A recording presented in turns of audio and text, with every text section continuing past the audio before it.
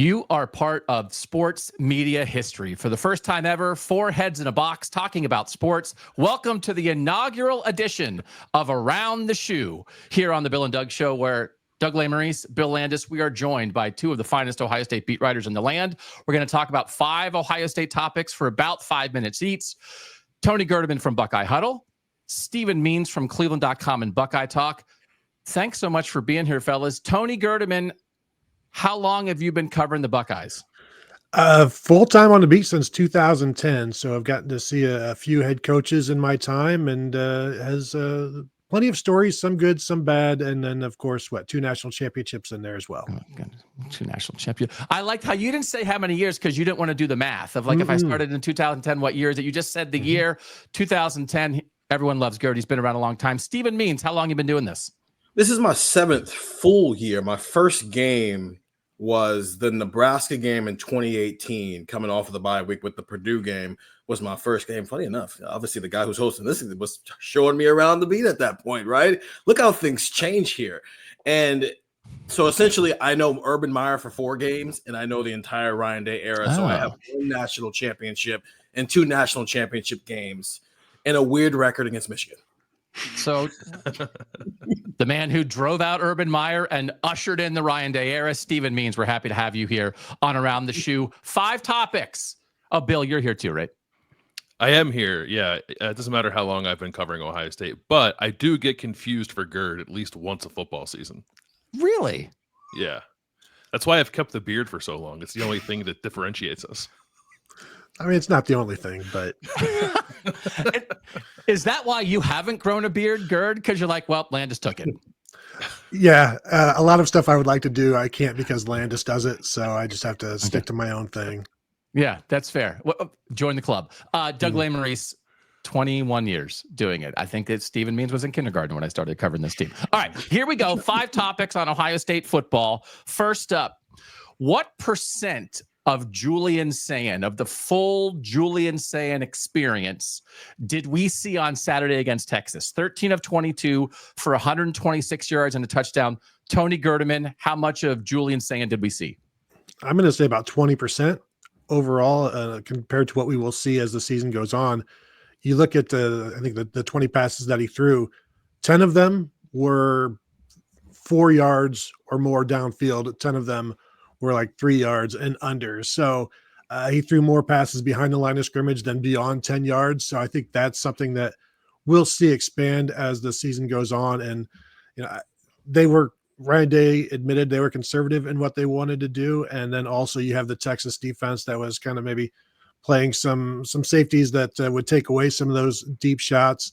And so I think it was a conservative approach, and it's going to get less conservative as the season goes on. But I'd say 20 to 25%. Okay. Stephen, how about you?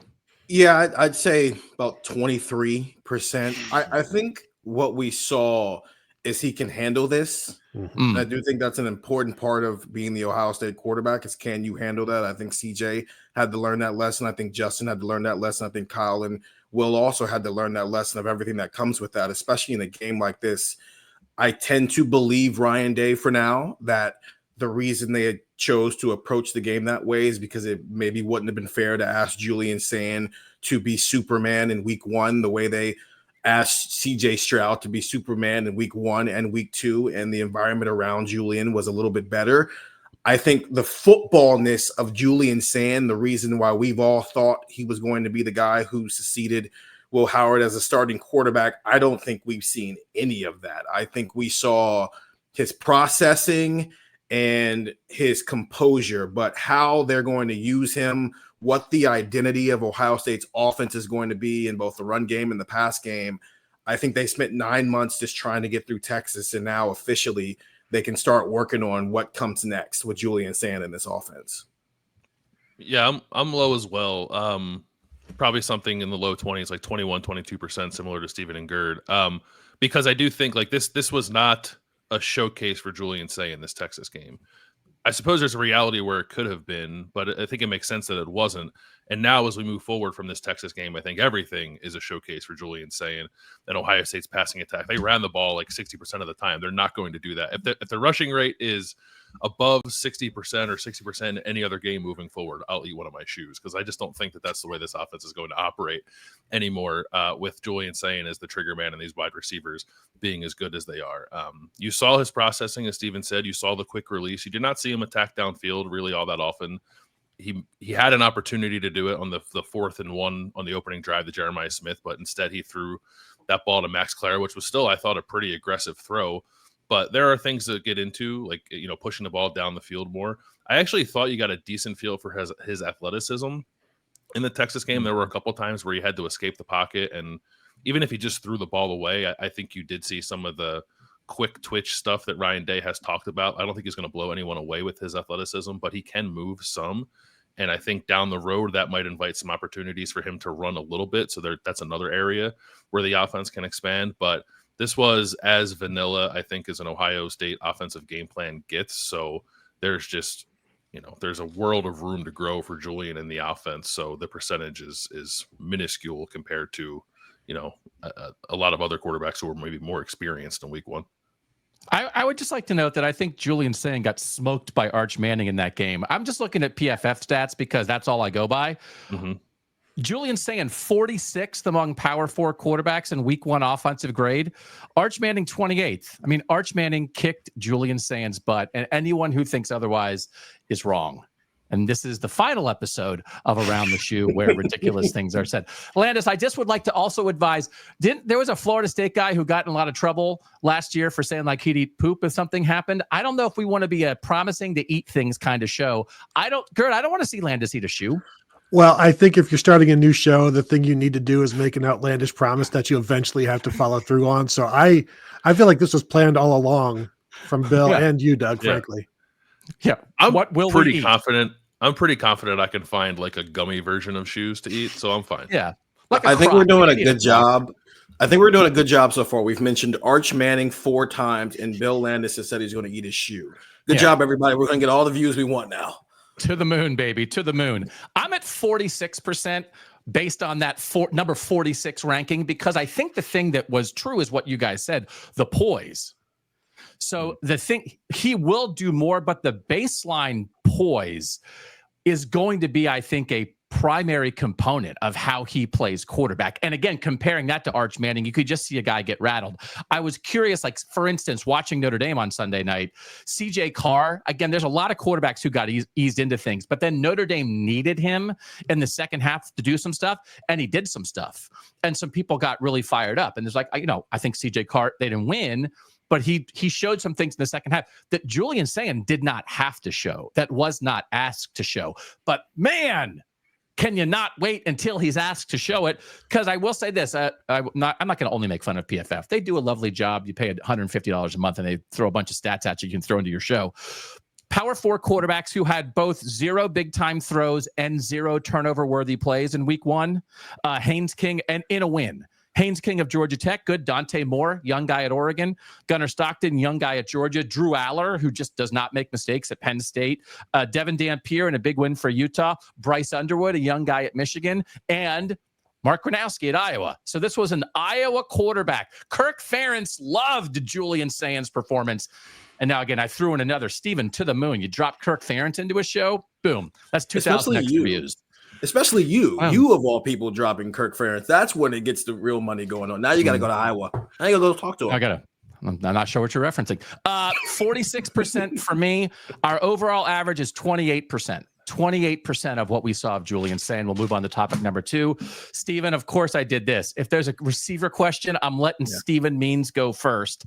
Did Ohio State successfully use Jeremiah Smith on Saturday? 10 targets, 6 catches. Is that a version of success? Yes or no? Sure. I think the way that they used him was great. They didn't just stick him at X and say, hey, go win a one-on-one and beat JJ. They moved him around. If you saw, I think Carnell played technically X receiver just as much as JJ did. JJ was with the tight end a lot. They moved him all over the place and forced Texas to actually put effort towards covering him. I don't think JJ maximized himself a lot, obviously with some of the drops. I think some of the questionable, maybe it should have been pass interference calls. I mean, your best player in college football, maybe you need to fight through that a little bit more. But I do think some of it goes back to the Julian Sayin point of how much did they put on Julian Sayin's plate? Because I do think, especially over these next 2 weeks, because they're playing Grambling State in Ohio, I do think we start to see the rhythm between Julian and JJ in game start to show itself a little bit more. So if you were looking for the explosive version of Jeremiah Smith, I think these next 2 weeks are when we are going to see that. I think the way they used him, where they put him, how they lined him up, how they tried to get him the ball, yes, they maximized JJ. Did it maximize him in terms of his overall production? And did he have the revenge game against Texas like he did against Oregon in the Rose Bowl last year? No, that didn't happen. And I don't know how many games, big games, matchup games this year that JJ can have less than 75 yards and we say that Ohio State wins. What'd you think, Bill? I thought, I think the answer is yes. They had the revenge play drawn up on the first drive. It's just that the ball didn't go to him. So if that play happens and Julian Sayin throws that ball and Ohio State opens its game against Texas with a 50-yard touchdown to Jeremiah Smith, everyone's answering this question with like an emphatic yes. But even though that play didn't happen, I still think it's yes. They had to move him around. They did. He played 30% of his snaps from the slot, which I think is a good number for him and probably a number he should be at most games because every team Ohio State faces is going to try to cover him in similar ways to Texas. Whether or not they have the players to do it is another question, but that's the life that Jeremiah will be living this year. Even going back to last year, I thought they needed to embrace more opportunities to get Jeremiah the ball quickly and in space and let him run after the catch more. And they tried it. He unfortunately dropped one early in that game. There were a couple of others where I think he had the opportunity to do something, but he was, unfortunately for him, interfered with, which wasn't always called. Texas was, I think, deploying the hack-a-shack method with Jeremiah Smith, and I think believing in the truism of college football that they're not going to call pass interference on every single play, so you might as well try it on every play and see if you can get away with it. And they did a couple of times, but they had a lot of time to figure out exactly how to use Jeremiah against Texas coming off of a game where he only had one touch, and it felt like they had a good plan for him. In an otherwise, like I said, like pretty vanilla game plan, they at least were intentional about getting him the ball. So I think the answer is yes. Smack-a-Smith? We call it Smack-a-Smith? Is that all right? Smack-a-Smith? Shove-a-Smith? Shove-a-Smith? Yeah. Okay. We'll workshop that a little bit. I'm going to say I don't know, and I'm the host, and I can do that. Gerd, what do you say? No, I'm scarred. I will say all of us, Steven wasn't here, but Steven, I'm sure, was watching. I'm a little bit scarred by 2015 for Ohio State when they had so much talent and they felt like they were forcing things. So when I feel like Ohio State's forcing things to a guy, I'm like, man, I can't believe they're forcing things. And then when they have a great player that a defense takes away, I'm like, man, I can't believe they let the defense take that guy away. So I get angsty both ways. So I guess it's just a little odd. 10 targets and nobody else on the team had more than 2. Like, is that almost too much of a disparity? So I'm torn up inside and unable to give a coherent answer.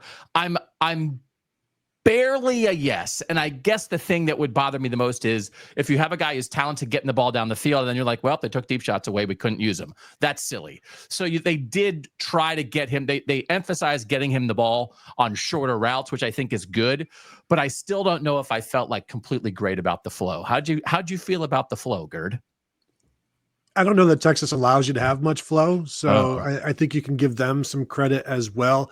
But going into the game, I said they need to get the ball to him like they did against Oregon in the Rose Bowl, whether it's behind the line of scrimmage or whatever, so that you're not just stuck with 2 or 3 targets.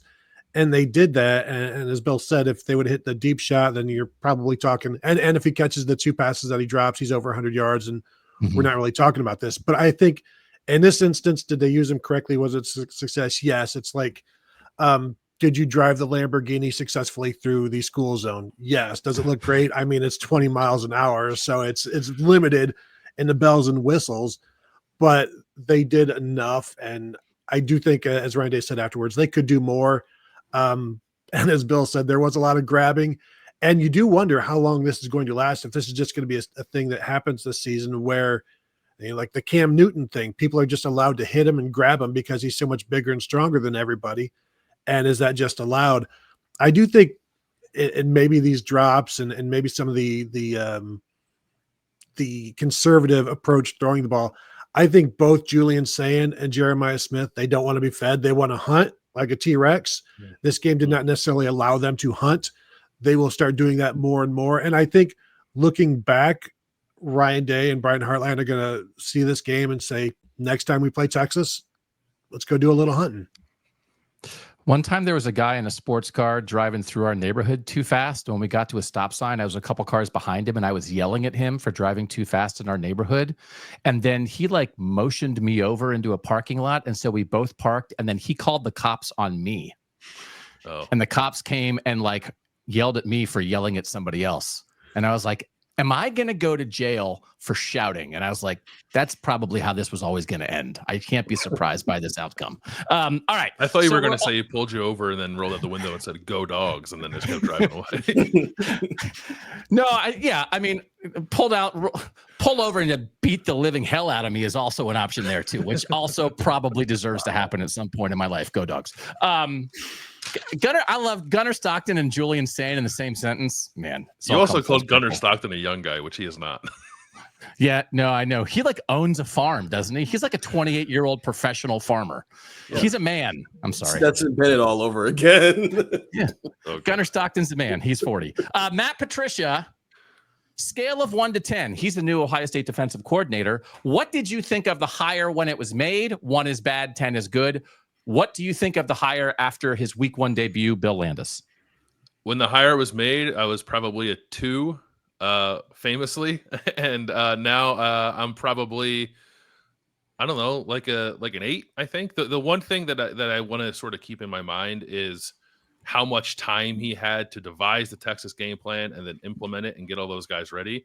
And it will be a different task now moving forward when you don't have whatever it was, 6 months to think about one singular opponent and put your best foot forward. It's not to say that they won't, but the bar was just set so incredibly high in that first game that I don't know that I want to hold Ohio State quite to that with an understanding of sort of like the ebbs and flows of a football season. But everything that I was sort of concerned about, like player relationships, will the guys like playing for him, I think is a definitive yes so far with the way that the players have talked about Matt Patricia and what I've observed of their interactions with each other.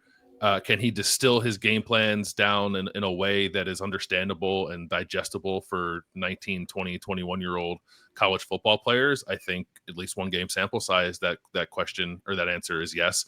And then how does he adjust to some of the different like quirks of the college game that maybe you don't see a ton in the NFL? And I guess like Texas didn't come out with a full, like, you know, kind of like junky game plan with motions and shifts and all that stuff, which was a little surprising, but it never felt like Patricia was on the back foot. Sark seemed like he was on the back foot a lot throughout that game, which is nothing other than like a tip of the cap to Matt Patricia and his preparation for defending that offense. So 2, 2, and 8 for me. I'll go 4, 2, and 8. And after Ryan Day explained the hire at the first news conference, I was starting to creep more towards a 5 and a 6 of like, hey, we wanted to keep the rest of the defensive staff intact. And a lot of other coordinators would come in and blow the staff out. And we didn't want to do that. I will say the idea that this is the headline for week 1 of college football.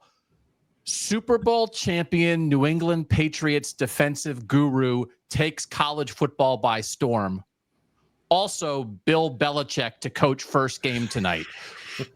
We are in the world where Bill Belichick is going to be trying to live up to Matt Patricia. What a world. By the way, I'm not watching a single frickin' snap of North Carolina TCU. You cannot make me care about an old man what's he doing in his retirement? I don't care what people do in their retirement, even if that happens to be coaching a college football team. You're going to watch it, Landis? Of course you're going to watch. You love ball. I'm not watching anything. I'm going for a walk. Also credit I feel like people have been saying like he's used to NFL schemes. I think one of the things that happened in college football is it's not about what the coaches know, it's about what the players know. And I think we have to give credit to how smart Ohio State's secondary is. Mm-hmm. Caleb Downs has a computer for a brain, but also for guys like Jalen McClain and Jermaine Matthews and Lorenzo Styles and some of these other guys to be able to execute what clearly was a great game plan. Tip of the cap to them. Gerd, what about you? Jalen McClain, a sophomore, Devin Sanchez in there as a dime, as a true freshman. Like, they're getting these guys ready. I was probably like a 6, and now I'm at an 8. And the reason I was, I guess if 6 is high, is because I don't think Bill Belichick would just have an idiot around him for that long. And I don't think Ryan Day would just hire an idiot. So I felt like there was enough there to do something with and to be successful. My biggest concern was recruiting, and what does he do there? Does he recruit? Because Jim Knowles doesn't really recruit. And what would Matt Patricia do as a recruiter?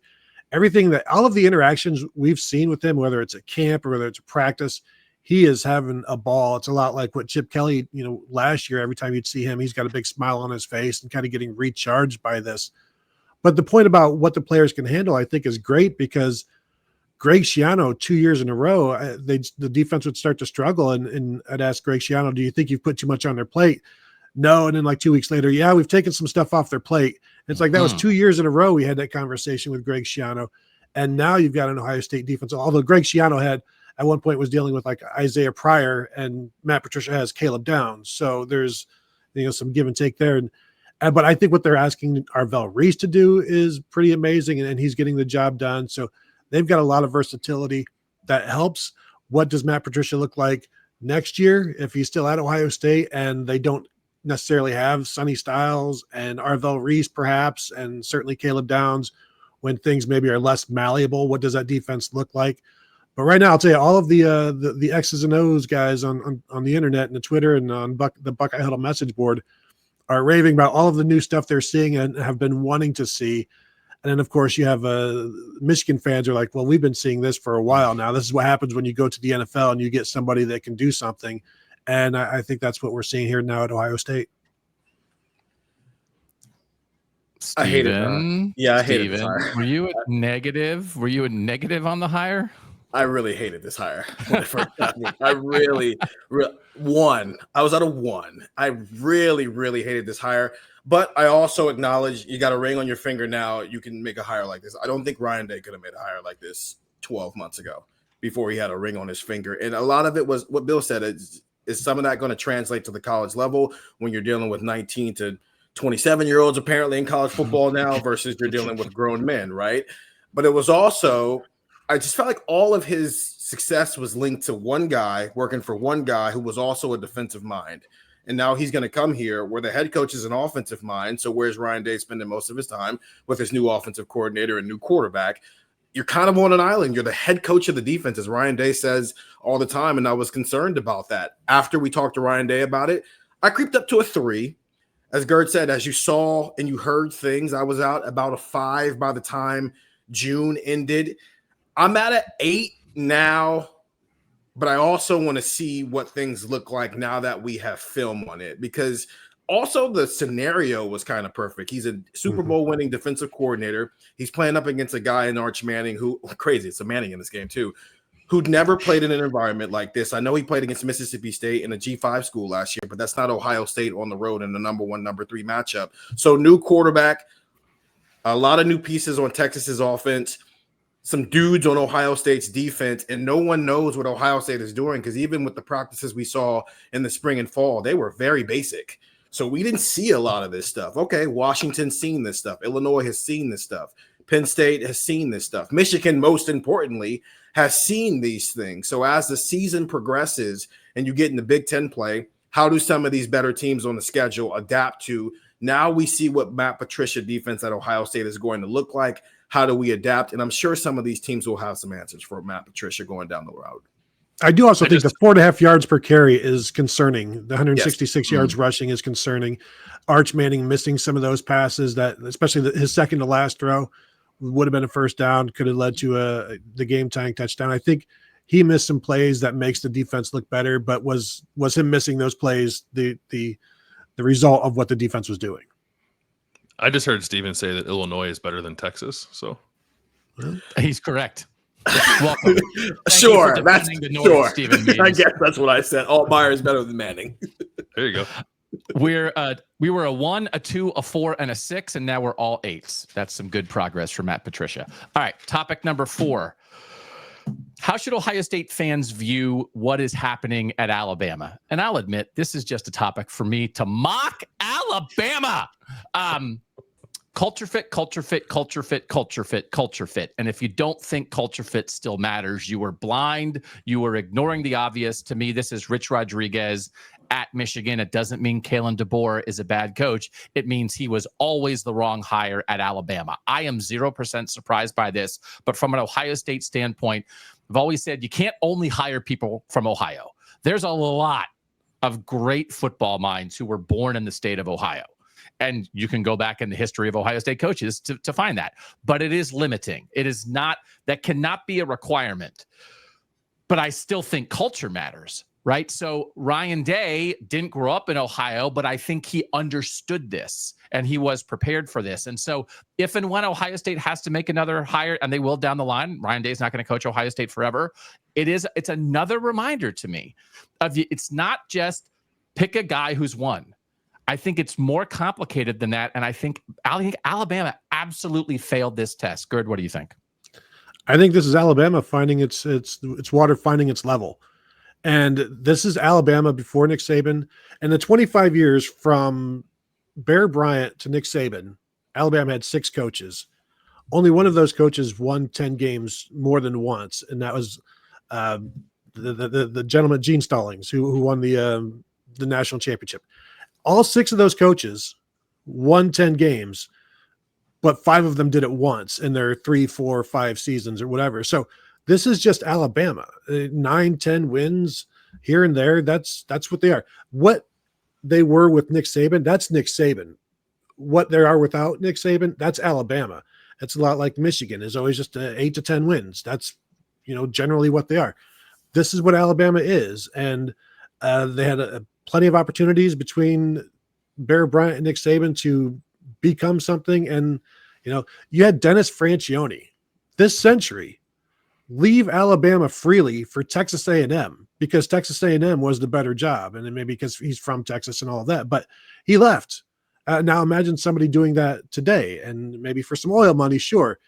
But this is just Alabama and, good luck following Nick Saban and trying to keep it not even to Nick Saban standards, but from falling back to what it was before then. I mean, like that's not even including Mike Price or Rich Rodriguez taking both those guys took the job at Alabama, and then what happened. So I think this is just Alabama. Love it, Stephen. What do you think? I think there's 2 ways I want to do this. One way is just poking at Alabama because I like poking at the SEC at this point. South Carolina fans already hate me. Let me just get another SEC team to hate me. Why do they hate you? Why does South Carolina hate you? I don't know, man, because I wasn't one of the teams blindly just ranking SEC teams every single week and actually watched football games and not just FPI. That's good. Good. Why weren't they more prepared for Nick Saban to leave? Because to your point, Doug, this is not the era of you have to go grind your way around the country before you go ready to take the big boy job. Oklahoma replaced Bob Stoops with Lincoln Riley, right? Brian Kelly left Notre Dame and Marcus Freeman is right there ready to take the job. The team we cover, Urban Meyer was gone and Ryan Day was ready to take the job. And now, were there some elements early on of, hey, why aren't you more like Urban Meyer that maybe Kalen DeBoer is dealing with Nick Saban of, hey, why aren't you more like Nick Saban? Sure. But we sometimes having the guy in your building might just be the new era of college football, of having the guy who's ready to replace you, especially when your legendary head coach is 70 years old, not 17 years old. Maybe you should have had that guy in the building already, and we wouldn't be having this culture conversation. So that's the Alabama part of look at what the other Blue Bloods did. Mm-hmm. They had the guy ready to go. Ryan Day, granted, some off the field things happened, but he had 4-game lead up to go, okay, Ryan Day's ready for this. Urban Meyer can walk away and the program's in good hands. He's got to figure out Michigan, but fine. I think from the Ohio State perspective, Nick Saban retiring, the immediate was, oh, you can go get Caleb Downs. Oh, you can go get Julian Sayin. I think the big picture conversation is there's an empty seat in college football with a crown in it, and maybe somebody can take that. And I'm wondering if Ohio State, where Ryan Day has this program, now that he has this championship monkey off of his back, if he can figure out Michigan, if he's best suited to go sit in that seat. When you look at the receiver recruiting they're doing, I mean, even he is building a mentee with Brian Hartline and Keenan Bailey. Those guys have been here for darn near a decade each, right? The way Ryan Day is building this program, it's not Urban Meyer's program anymore. This is Ryan Day. He won a national championship without a single Urban Meyer player on the roster. Let's see what this looks like, but I'm wondering if Ryan Day can position Ohio State to actually maximize itself, where it's not just one national championship a decade anymore. Maybe it's two with a couple of Final Fours, but there's no king in college football. And I think Ryan Day, with a ring on his finger, is probably looking at that seat and golfing with Nick Saban and going, how about I take my crown? First time someone on this show says crown, I'm going to put the crown on. So thank you for saying that, Stephen. You said crown twice in that answer, and king. You get the show. Thank you for being here. Bill Landis, what do you think? I would like to ask a clarifying question. Dennis Franchione, Dennis Farina, and Dennis France from NYPD Blue, they're all different people, or they're the same person? They're all different people.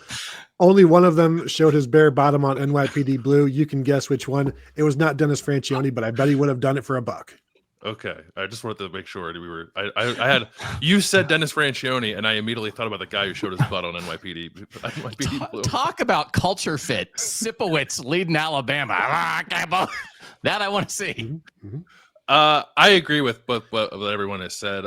It's interesting to me that I don't know actually how strong the personal relationship is, but Ryan Day has referenced Nick Saban a lot in the last year, and I know they were like golfing partners for I think the Pro-Am at the Memorial this year. It seems like they have kind of like built a little bit of a back and forth over this last year or so, and to the point where it feels like Nick Saban is maybe mentoring Ryan Day to be the guy that kind of fills his shoes, and not the guy at Alabama at the program that Nick Saban built. Wait. You're not saying that Nick Saban is mentoring Ryan Day to go take the Alabama job. That's not what you're saying. No. My Just to fill God, just my to head fill the seat. exploded Just for a fill the moment seat. there. To fill the seat. Okay. He's a son of the North. Ohio roots for Nick Saban. He wants Ohio State. He's an assistant coach here. He loves Ohio State. He loves the Buckeyes. I know. No, not to go take over at Alabama, because then I think you're having the culture fit conversation again if you try to put Ryan Day at Alabama. Ryan Day fits just fine in Columbus. And then how should Ohio State fans feel? Like, I don't know. Incredibly proud, I guess, that they're the only program that doesn't fall off. Like, and we've talked about that a lot in many different ways, but here is the program that was the king of the sport for a decade, now seemingly in the wilderness, and who knows when they might get it back. And Ohio State just keeps on humming along over decades and decades and decades of multiple coaches, that even the bad versions of that are still like 9-3 seasons, or even the John Cooper era, like 10-win seasons where had the sport been different, you'd still be competing for a national championship. So I know that not every season is satisfactory to Ohio State fans, but the longevity of success for this program remains remarkable, and I think it should just be further enforced by what's happening in Alabama right now. The Alabama thing, real quick, in terms of once and not having anybody ready to take over, once Nick Saban started agreeing to like big time home and homes, they should have known he was out of there. Like, that's not something he ever does. So once he's like, sure, let's do that. That sounds great. They should have been figuring out what they're going to do after that moment, because there was no way he was going to take part in those, because he never has, other than Penn State one time in 2010 and 11 when Penn State was going to hell. Nick Saban's list of ways to make my successor fail. Number 1, let's schedule an Ohio State home and home. I am always for making sure that somebody can't taint your own legacy before you even. To me, that they have to fail coming out of it. I'm all for, because it makes you look better. It makes you look better. Yeah. You think Jordan's happy that LeBron James finally figured it out and started winning? No, it was better when they were comparing him to Jordan. Yeah. That's why I carpet bombed Cleveland.com before I left. I'm like, no one is ever going to cover Ohio State here again. And Stephen Means was like, oh, we will see about that, Mr. Lesmerises. And he fought through. Stephen, you're nowhere close to Kalen DeBoer, my friend. I appreciate you are exceeding it. Bama would take you in a heartbeat. I mean, listen, I have to follow you too, so I respect that. Thank you very much. I'm doing my best. Yeah, no DeBoer. He's no DeBoer. Last question, of course, is a wrestling question. I don't know anything about wrestling, but people on this show might. Tony Gerdeman, if there was a Royal Rumble among people who cover Ohio State, who would win? I think people will generally talk about this being a size question, but of the 38 Royal Rumbles all time, only 2 have really been won by the biggest guy. So what you've got is you've got a lot of people teaming up against those guys. Sometimes you've got factions, whether it's like like say Cleveland.com got 3 guys there teaming up against everybody. But what happens when it's just those 3 last in the ring? Then what happens? So I think it's the people who can last and just kind of drift into the background at times. Don't forget, Vince McMahon won this one time, and he wasn't even in the ring for most of the time. I think he went underneath the ropes. Sometime it was like maybe underneath the ring. So there are various ways to win this.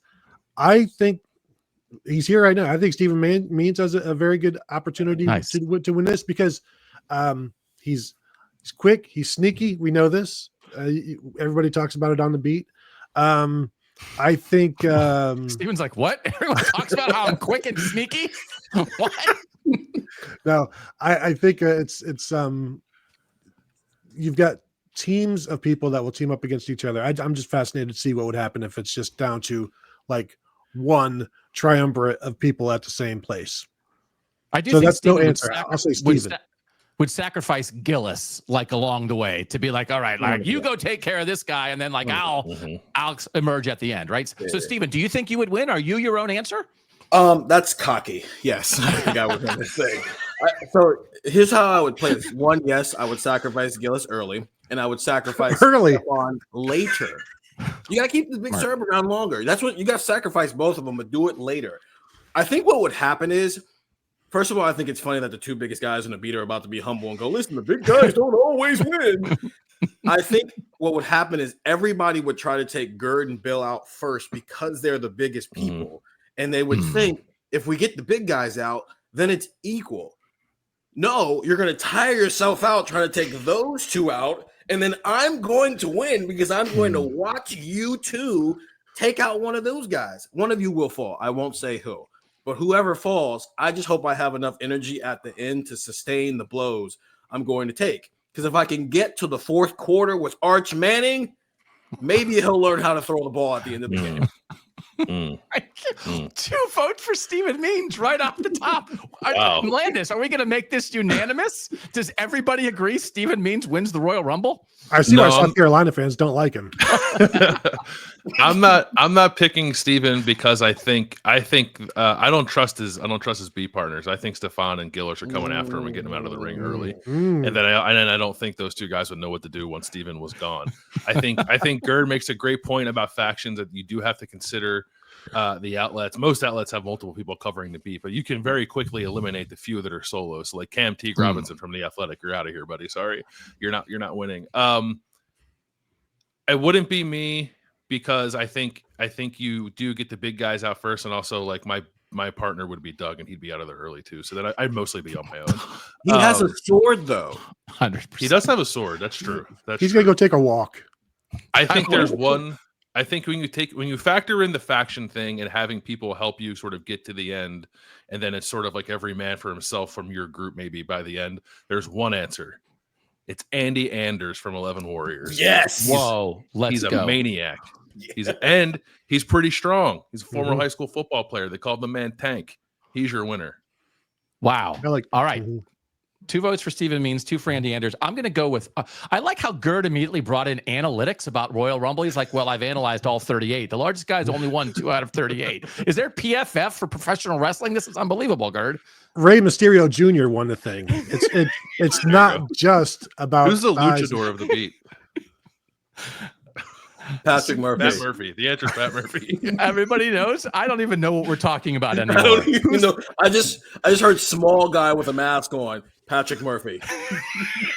So I'm thinking old man strength. So I did think about Steve Hellwagon of Bucknuts, right? Oh, yeah. Watch out. But now Gerd, this is the other guy I was thinking about. I think it applies both ways. There's old man strength here, but there's also the sort of like, why is he in the ring?